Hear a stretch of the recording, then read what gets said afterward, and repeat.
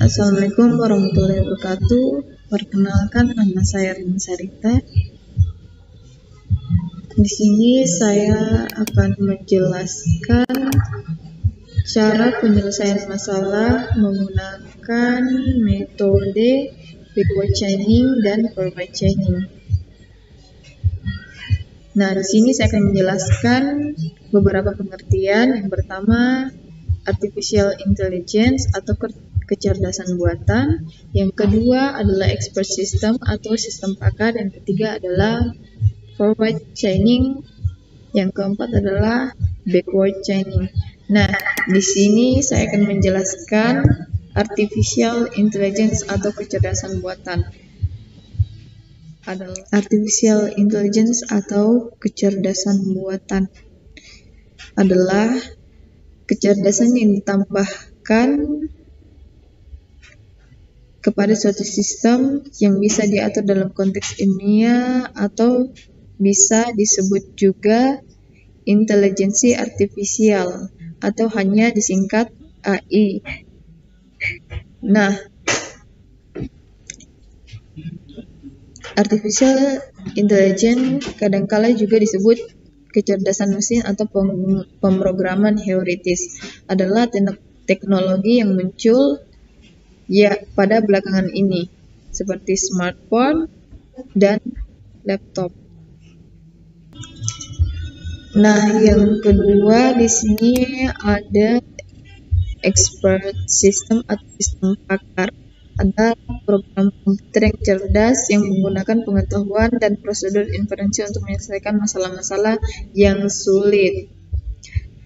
Program ini pertama kali dikembangkan oleh periset kecerdasan buatan pada tahun 1960-an dan 1970-an. Nah, selanjutnya saya akan menjelaskan apa itu metode forward chaining. Forward chaining adalah dua metode utama atau reasoning atau penalaran berdasarkan pada data atau fakta yang menuju ke kesimpulan. Penelusuran dimulai dari fakta yang ada, lalu bergerak melalui premis-premis untuk menuju ke kesimpulan atau bottom-up reasoning. Nah, forward chaining mulai bekerja dengan data yang tersedia dan menggunakan aturan-aturan inferensi untuk mendapatkan data yang lain sampai sasaran atau kesimpulan didapatkan. Nah, yang selanjutnya adalah metode backward chaining.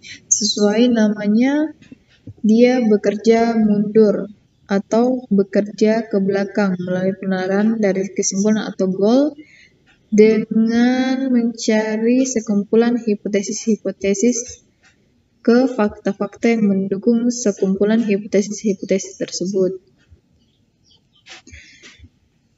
Nah, di sini selanjutnya saya akan menjelaskan cara penyelesaian masalah menggunakan metode forward chaining. Nah, di sini dijelaskan bahwa R1, jika jagung tumbuh di tanah yang tidak subur, maka jagung tersebut dihinggapi lalat hitam. Yang selanjutnya, jika tanah rendah kandungan nitrogen, maka tanah itu tidak subur. Tanah ini rendah kandungan nitrogen, karena itu tanah ini tidak subur. Maka jagung yang tumbuh di tanah dihinggapi lalat hitam. Nah, di sini saya akan menjelaskan reasoning atau penalaran. Ada masalah dengan jagung ini, maka yang diuji adalah tanahnya, dan terbukti bahwa tanahnya rendah kandungan nitrogen. Jika itu masalahnya, jagung yang tumbuh pada tanah tersebut akan dihinggapi lalat hitam. Karena itu masalahnya, maka jagung yang dihinggapi lalat hitam dikarenakan rendahnya kandungan nitrogen pada tanah.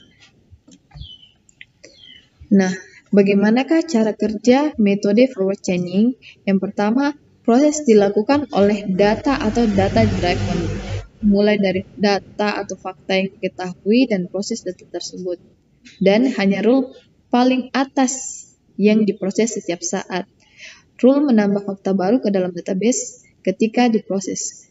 Dan setiap rule hanya boleh dieksekusi hanya sekali. Putaran akan berhenti ketika tidak ada lagi rule yang akan diproses. Nah, yang selanjutnya saya akan menjelaskan. Yang selanjutnya adalah penyelesaian menggunakan metode backward chaining. Nah, dengan backward chaining, jagung yang menghinggapi lalat hitam karena jagung itu pasti tumbuh di tanah yang tidak subur, maka tanahnya pasti rendah kandungan nitrogen. Nah, penalarannya atau reasoning, ada masalah dengan jagung ini. Mungkin jagung ini dihinggapi lalat hitam. Jika iya, maka jagung ini pasti tumbuh di tanah yang tidak subur. Dan jika iya, pasti tanahnya rendah kandungan nitrogen. Maka, uji kandungan nitrogen pada tanah, kita akan tahu apakah benar masalahnya ada pada lalat hitam di jagung. Sekian dari presentasi saya. Assalamualaikum warahmatullahi wabarakatuh.